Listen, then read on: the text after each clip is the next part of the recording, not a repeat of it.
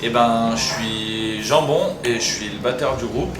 Et moi je suis Loxy, je suis le chanteur du groupe Eight Sins. On est un groupe de trash hardcore, groupe de crossover de Grenoble, donc on vient de loin. Et on est actif depuis 2007 sur la scène. Nous voilà.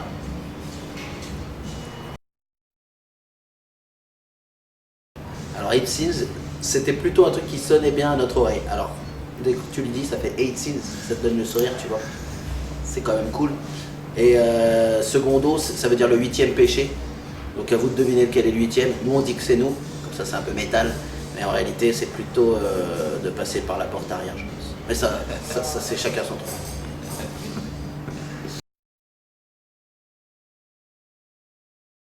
Tiens, votre tour. Et ben, les groupes qui m'ont donné envie de faire de la musique. Annie Cordy. Ça, Annie Cordy. ça commence par là. Les groupes qui m'ont donné envie de faire de la musique dans ce goût-là, on va dire plutôt trash. Mes groupes phares, ce serait plutôt Pantera, Slayer, Megadeth, les groupes du Big Four en fait, Anthrax, Suicidal Tendencies, ce genre de groupe-là quoi. Après, je suis quelqu'un qui est plutôt éclectique, je pense, et bon, j'aime d'autres trucs aussi. J'écoute pas mal de hip-hop ou ce genre de trucs. Donc voilà. La musique en général. Moi plutôt Lamb of God, ce genre de truc. Je suis arrivé au métal avec Cannibal Corpse, c'est les premiers trucs que j'écoutais. Donc moi j'ai une capacité d'imitation et je me suis mis à imiter ce que j'entendais. Et du coup j'ai fini chanteur dans un groupe à 16 ans. Ça n'avait rien à voir mais c'était très drôle. Et ouais, moi plutôt Lamb of God, je suis un très très grand fan. Et quand je les vois sur scène j'ai envie de faire pareil. Après j'aime Municipal Waste, toute cette vague de maintenant de trash crossover, là j'adore. Get the Shot aussi, du hardcore, Terror, tous ces trucs là. Voilà. Moi, mon premier groupe, c'était un truc de mélange de trash avec du violon. Ça s'appelait Spittin' Flea. Alors, c'est vraiment anecdotique, mais c'était cool. Ça a été mon premier groupe. J'ai eu un petit groupe de chansons françaises complètement débiles qui s'appelait les Cénobites Tranquilles, en deux mots. Mais ça, c'était vraiment. On buvait des coups dans notre village et après, on faisait de la musique pour rigoler. Et j'ai rencontré les copains d'Eight Sins. Alors Arnaud, notre guitariste, c'est un copain d'enfance. Et du coup, on a monté Eight Sins en 2006-2007 je crois. Donc ça fait un moment là, on se fait vieux. Et pour ma part, j'ai pas eu énormément de formation avec mes amis d'enfance en fait. On avait un truc, une espèce de black death metal, mais on voulait juste aller vite et fort et puis voilà. Ça s'appelait Et il y a eu 10 000 noms et je sais même plus. Tu sais même plus. Et on s'est eu appelé Virus à un moment donné. Virus. Et voilà. Covid. Après pour le reste, je suis rentré dans Eight Sins en 2012 parce que Loïc est tatoueur et ma chérie est tatoueuse également et en fait il s'échangeait des tatouages et puis voilà, je me suis retrouvé À faire de la batterie avec nous. à faire de la batterie. Très bon choix d'ailleurs. Il est Voilà. très bien. On est resté une petite semaine. Même pas, ouais, on a fait 4 jours je crois. On a resté. C'était plus court que ce que. Ce qu'on avait prévu. C'était plus court que ce qui a été prévu. Et puis voilà, tout s'est très bien déroulé. Et comme disait Loïc, on a chacun pu enregistrer avec des musiciens différents. Et je pense que c'est ce qui fait la particularité du futur album, enfin d'album qui est sorti hier d'ailleurs. Il est sorti. Et c'est ce qui fait sa particularité. Moi, c'est la première fois que j'enregistre avec un batteur. Et pour le coup, ça fait vraiment la différence parce qu'on a le même langage, on a les mêmes codes. Et Ce genre de truc. Fais-moi Poum Chick Papa. Ok, exactement. Simplifie tout ça. non mais ça fait vraiment une grosse différence. Je trouve. On se comprend et je pense que même pour ce qui s'est passé derrière, je pense que il y a des choses qui sont plus naturelles. Voilà. Et j'ai eu de la chance aussi d'avoir à mes côtés Marvin, le batteur de Sidi Larsen, qui pour l'occasion était avec nous dans le Il était studio. en stage emploi jeune. Donc, ouais, c'est ça exactement. Il était en stage. Et pour le coup, j'avais en plus de ça deux bons batteurs à mes côtés. Du coup, clairement, ça fait la diff, je pense. Voilà.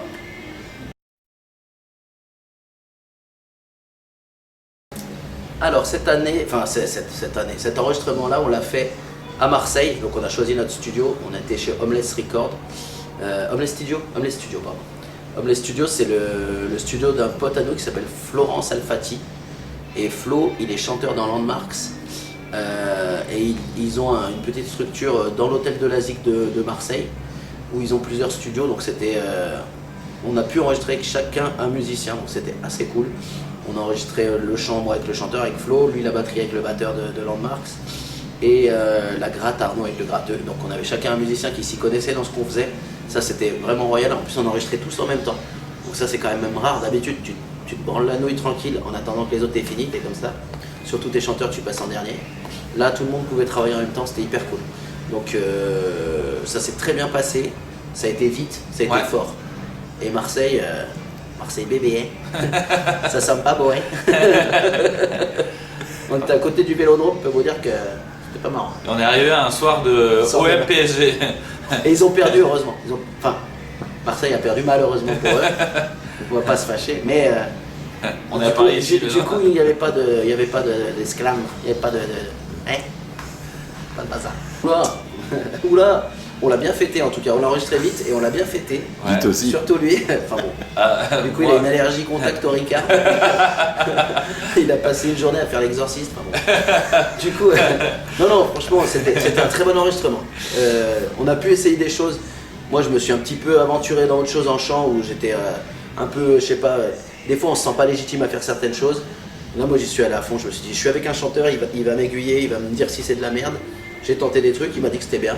Et franchement, ça sonne de la bombe. Franchement, pas mal.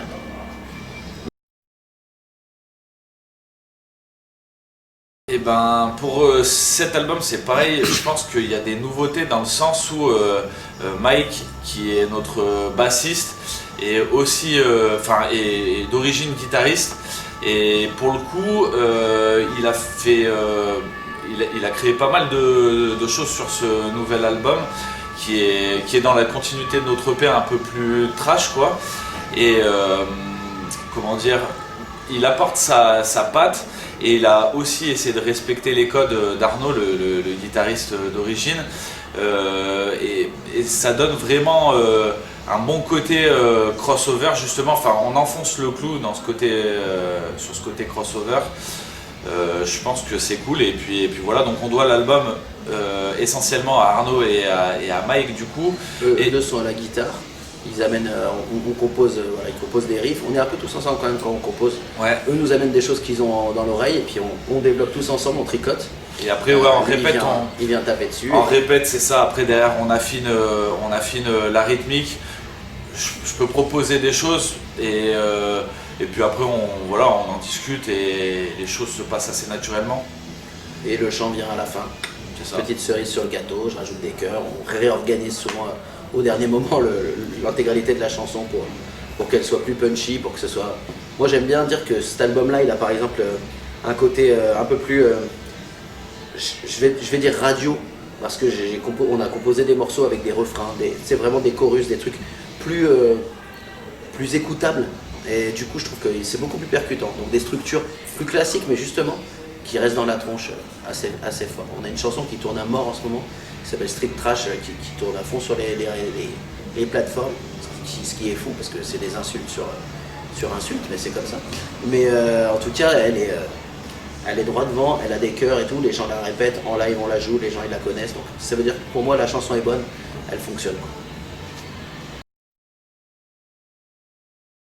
Disons, si tu veux, on a commencé vraiment aux racines du hardcore. Jambon n'était pas encore avec nous, on était vraiment, je dirais, en recherche presque d'appartenir à un mouvement. C'est-à-dire que c'était un truc qu'on adorait. On adorait le trash, mais on adorait aussi vraiment la scène hardcore. On a découvert nos premiers mosh pits au Fury Fest, donc il y a vraiment longtemps. On voit ça, on voit des groupes comme Terror, on a vu vraiment des trucs de base, on s'est dit, c'est la bagarre dans la fosse. Les gens ils bougent et tout, moi j'avais jamais vu ça. Donc on s'est renseigné là-dessus, et puis ça nous a donné envie de jouer à ça. Parce que nous on connaissait, tu vois, Pantera, vraiment le métal. Et quand on a découvert vraiment la branche hardcore, on s'est dit putain c'est génial. Ça donne envie de se mettre des pains. Et ça on a gardé ça tout le long de nos albums. C'est-à-dire qu'Aitsin c'est une formation qui est là pour faire la fête dans le pit et la grosse bagarre. Vraiment, c'est ça, hein, la bagarre. La bagarre. Du coup, on a commencé au Racine du hardcore et au fur et à mesure, on s'est métallisé. Donc on a toujours été très, voire trop métal pour la scène hardcore. Ça a été un truc qu'on nous a souvent dit, les mecs disaient ouais c'est bien mais c'est un peu trop métal. Bon, on connaît les gens de la scène, c'est toujours très clivant, les styles, les trucs comme ça, mais ça fait partie du truc. Quand t'es un métalleux, t'aimes tel type de métal, ce sous-genre là, mais pas celui-là, le gent c'est pour je sais pas quoi. Donc on a métallisé le truc et en fait au fur et à mesure nos racines trash elles sont ressorties. Et maintenant on a un truc qui est vraiment purement crossover avec des gros riffs de trash à la Slayer, enfin à la Slayer, à la Slayer, et des grosses bagarres à la Terror ou à la Hybrid, donc vraiment un truc fait pour se donner. Pour ma part à la batterie, je crois que je suis un angoissé de l'épreuve, de l'exercice. Et à chaque opération, à chaque fois qu'on a dû aller en studio, moi je m'entraîne quand même vraiment en amont sur les guitaristes, bassistes. Il dit angoissé, mais en fait c'est un travailleur, c'est pas la même chose. Je pense que tu bosses beaucoup les choses, t'as l'impression que t'es angoissé, mais en fait c'est que t'as envie de réussir. Oui, c'est ça. C'est ce qui fait qu'en fait en studio en général on est tout droit. Ça va très vite et en général on arrive à enregistrer quand même assez rapidement. J'ai toujours eu l'appréhension en fait d'arriver avec le gars derrière les manettes, il me dit mec, putain mais qu'est-ce que t'as foutu et du coup j'essaye de faire en sorte que ça arrive pas tant que possible quoi.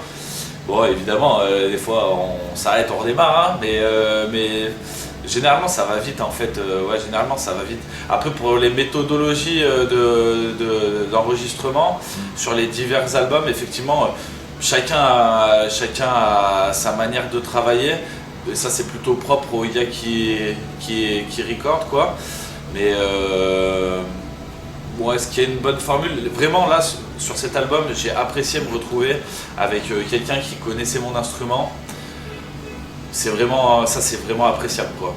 Et puis bon c'est des gars que ce soit Kevin ou Marvin, c'est des gars archi cool, archi humbles et tout ça. Très bons batteurs, et c'est des très bons batteurs avec de très bonnes oreilles en plus.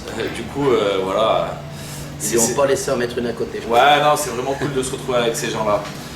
Vraiment. C'était une bonne expérience.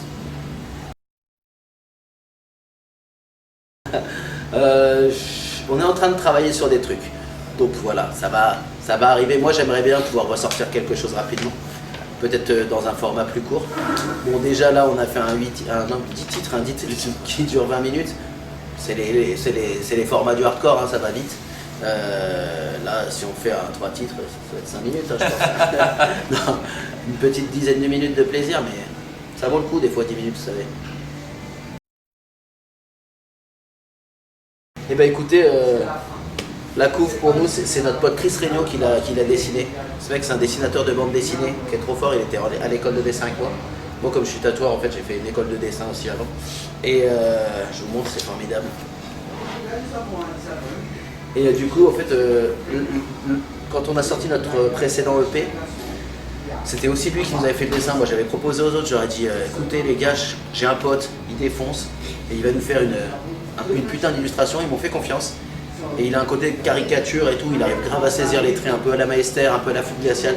Je savais qu'il était capable de ça, alors que c'est un mec qui normalement fait des bandes dessinées historiques, parce que c'est pour ça qu'il est payé. Mais là, on l'a payé aussi bien sûr, et il nous a sorti 2 fois des pochettes, mais géniales. Elles sont drôles, je vous laisse les regarder si vous l'achetez, regardez en détail, c'est mortel. Le concept c'est vraiment plein de persos de notre enfance, tu vois. Ça c'est nos gueules, ça c'est moi, tu vois, comme je suis un peu fat, ils m'ont fait en boubou. Mike il est vieux, ils l'ont fait en Yoda. Jambon c'est une machine, ils l'ont mis en batterie machine. Et un mec en Ghostbusters c'est Arnaud. Et derrière c'est plein de refs à la pop culture, mais en mode un peu défoncé, tu vois. Freezer il a des nichons, il a un cul sur la tête, enfin voilà quoi. Du fun en fait, voilà, dans des temps de morosité. Je lui ai dit, mec moi je veux nous 4 contre une flopée de méchants. C'était ça, et puis il s'est démerdé avec les titres des chansons, je lui ai donné les titres. Plus un peu, on lui a dit qu'est-ce qu'on aimerait voir, par exemple la Gene Simmons là, de Kiss, parce qu'on n'a pas pu voir Kiss à un moment. Et on était dégoûtés, donc on l'a mis dans notre pochette. Il y a plein de trucs comme ça, c'est plein de conneries en fait à nous, si vous regardez bien, vous allez bien rigoler. Donc tous ces détails, voilà, ça forme un petit peu notre histoire dans notre enfance aussi quelque part. Donc c'est marrant parce que quand on a plein de mecs de nos âges, nous on a une trentaine d'années, pour les plus jeunes, Mike est un peu plus vieux, du coup ils voient les pochettes, ils délirent dessus. Ouais mec, mettre de l'univers, machin. Voilà, on a fait un petit peu un melting pot de nos références pour faire une pochette qui déjà nous fait marrer, qu'on est content de montrer et qui claque. C'est plus important. Ouais. Chacun on aurait bien aimé Slayer, je pense. Bah Bon, malheureusement, hein, ils ont décidé de se mettre en EHPAD, qui est quand même dommage. Mais moi perso, c'est vraiment Lamb of God. Comme je vous dis, c'est mon groupe préféré. Je trouve qu'ils assurent de ouf, les riffs sont mortels. Donc moi j'aimerais grave jouer avec Lamb of God. Ça a failli se faire une fois à Lyon quand on était plus jeune. Et on s'est fait un peu doser la date, mais c'est pas grave, c'est le jeu. Bah Slayer, hein, je crois que c'est une référence commune à nous quatre. À nous quatre, ouais, c'est une référence commune à nous quatre. Ou Pantera, parce que c'est vrai que le choix est quand même. Ouais, la Pantera, il va falloir en déterrer 2-3 parce que c'est trop. Ouais, c'est vrai ça. Mais bon, en reformation, il cherchait un bâtard. Hein, bon, mais bon, mon mail, ils doivent pas avoir mon adresse mail. Bref, c'est un autre débat. Et toi, personnellement, ce serait qui du coup? Ouais, je ne sais pas. Mireille Mathieu. Mylène Farmer. Putain, ouais, maintenant que on a quelque chose. Non, mais si je devais jouer avec un groupe, autant prendre un grand groupe, hein, je sais pas, tu vois, genre un. Anthrax. Ouais, mais même plus grand, je sais pas, j'aurais fait un Beatles, tu vois, être là. Ou un Black Sabbath, tiens, Black Sabbath, voilà, Black Sabbath. Être là à la base, dans les années où on s'en foutait et il y avait tout à construire. Voilà. C'est beau ce que tu dis. Tu vois, c'est hyper beau. Black Sabbath. Voilà. Ok, du coup, moi la première fois où j'ai dû faire un concert,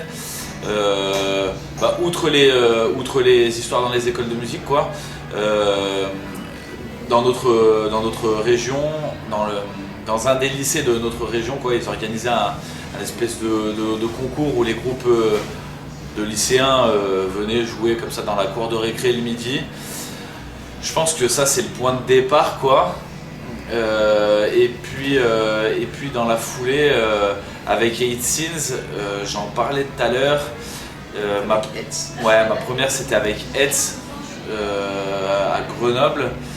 Et puis il y avait déjà un peu de monde, quoi, c'était cool. Carrément. Il y avait déjà un peu de monde. Voilà, des bons souvenirs, hein, clairement. Et moi je crois que je devais avoir 16 piges. Et c'était à la fête de la musique de Saint-Chef avec mon premier groupe Spitin Fleet. Et moi tout de suite je me suis senti chez moi en fait. J'ai mis les deux pieds, après je suis un petit peu cabouin donc j'aime bien qu'on me regarde et là j'ai kiffé de ouf. Du coup j'ai hurlé tout ce que je pouvais et le lendemain les enfants qui nous croisaient dans le village après qu'on soit mis une tôle, ils étaient comme ça. Ouais les mecs c'était mortel. Et ils hurlaient, ils disaient ouh. C'était vraiment très cool. Et premier live avec 8 Sins, je sais même pas si je m'en souviens, je crois que c'est un café de la Poste à la Verpillière, un truc hyper sombre.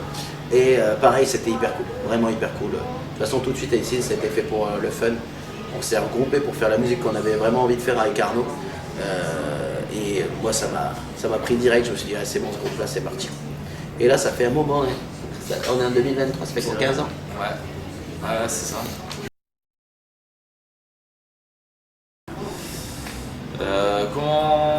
Je pense qu'on peut se dire que c'est direct dans ta face. C'est vrai que ça tortille pas trop du cul. Hein. C'est direct dans ta face, ça va vite et surtout on est là pour faire la fête avec la fête et la bagarre et toujours le sourire aux lèvres parce que c'est important de passer un bon moment. C'est ça, on a un peu une chanson qui vient d'un autre groupe où Mike était gratteux dedans qui s'appelle Beers and Mosh Pit, c'était le gros Sweat Punch. Et on a récupéré un peu ce morceau, on l'a refait à notre sauce. Et pour moi, c'est ça le groupe. Beers and Mosh Pit, c'est pour dire vraiment la fête. Donc la bière, pas forcément alcoolisée, mais voilà, la fête et le pit qui s'amuse. Nous, on est spécialistes de faire des gros circle pit, des gens qui bougent dans tous les sens. Le but, c'est vraiment, voilà, comme il l'a dit, les gens ils repartent, ils ont le sourire, ils achètent tout notre merch. Et ça, c'est bien. Parce qu'on a besoin de vous, on est en auto-prod.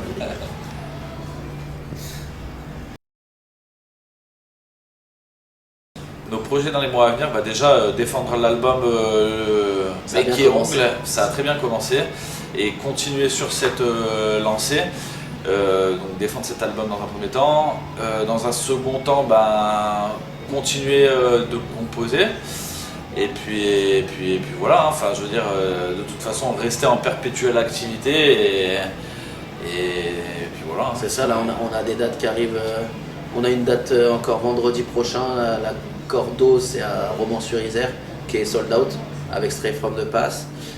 Donc c'est un bon groupe australien, ça va être bien cool. On a une petite tournée qui arrive, qui fait Paris, Lille, Dijon. Ça c'est autour du 7, 8, 9 décembre. Ensuite on a une date à Laval, donc plutôt en Mayenne. On a une date à Grenoble, enfin c'est encore en train de se développer. On a quelques fests qui sont en train de se confirmer pour l'année prochaine. Donc que du bon, ça va être vraiment de la balle. Là je crois qu'on n'a jamais autant joué sur si peu de temps, donc c'est vraiment très positif. Moi je dirais que le Covid il nous a permis des choses. C'est-à-dire que vu qu'on a eu un temps de pause, moi ça m'a fait du bien de ouf. J'ai une famille, lui aussi, on est tous papas dans le groupe. Et moi, le moment du Covid perso, ça m'a vraiment... Sur la première semaine, j'étais comme tout le monde, je me faisais caca dans le fut. Mais derrière, j'ai pris du temps pour être avec ma famille. J'ai fait de la peinture, on a écrit des paroles, on a fait de la zik. Ça nous a permis vraiment de bien travailler même notre album à venir. Donc pour moi, c'était vraiment un très bon moment. Après, depuis que ça a recommencé, écoute, plus ça va, moins je vois de timidité dans les salles. Il y a eu un peu de timidité au départ. J'ai même dû faire des concerts assis au début quand c'était un peu la règle. Ce qui était ridicule parce qu'au bout de 5 minutes, les chaises elles ont volé. Mais bon, ça c'était autre chose, c'était très drôle. En tout cas, moi je trouve que c'est en train de se redétendre un petit peu la nouille. C'est vrai qu'il y a des gens qui viennent peut-être moins, qui ont plus peur des autres. Mais ça n'empêche pas les gens de faire la fête, j'ai l'impression. En tout cas, dans la musique, moi j'ai pas cette impression. Ça m'a pas choqué, je vois pas moins de monde au concert. Après, nous, on a eu peut-être une petite inertie derrière le Covid aussi, dans le sens où... se redémarrer, quoi. Voilà, c'est ça. Le temps qu'on se remette en marche et qu'on aille en studio et tout ça, je pense que ça a quand même laissé traîner une bonne année et demie.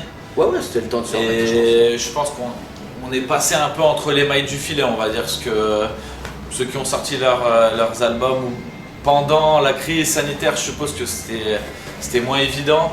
Bon, nous, je dirais que c'est le bon moment. Ouais, là, 2-3 ans après, c'est ça, franchement, c'est là où il fallait. C'est ça. Tout vient de ta point qui s'est attendu. C'est ça. Et qui va. Voilà. Ouais, mais là, ça va faire.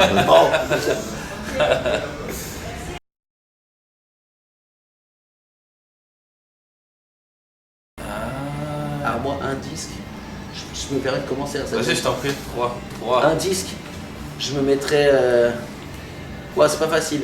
Je me mettrais une chanson plutôt. Je me mettrais Freebird de Lynyrd Skynyrd, parce que j'adore cette chanson. Elle me reste dans la tête tout le temps. Quand je marche, j'ai Freebird dans la tête.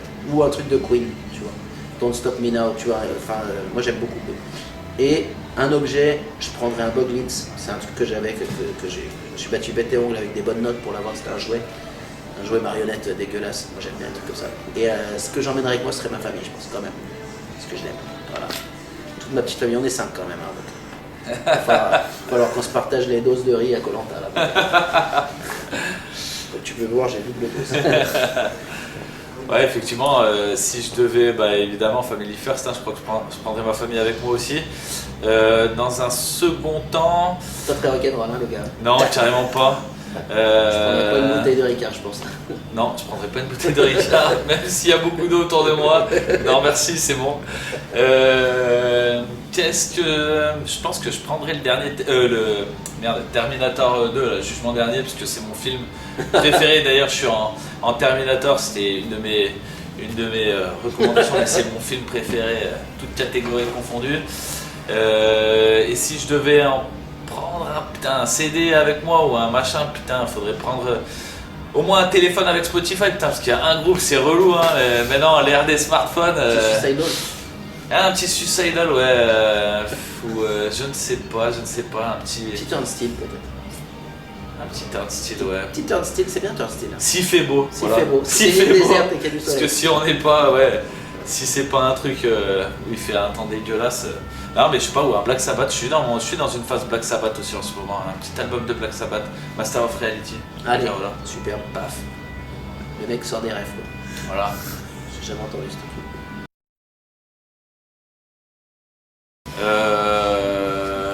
Venez nous voir en concert, parce que ça c'est super important. Procurez-vous ce nouvel album, parce qu'il est vraiment cool et on en est vraiment fiers. Il y a un featuring avec Seth Gecko, ça c'est cool. C'est la croisée des univers. C'est la croisée des univers, voilà, entre. D'une manière générale, sortez de chez vous. Voilà. Venez faire la fête, Beers and Mosh Pit. Exactement. Voilà. Merci à vous. Merci à toi. Merci beaucoup.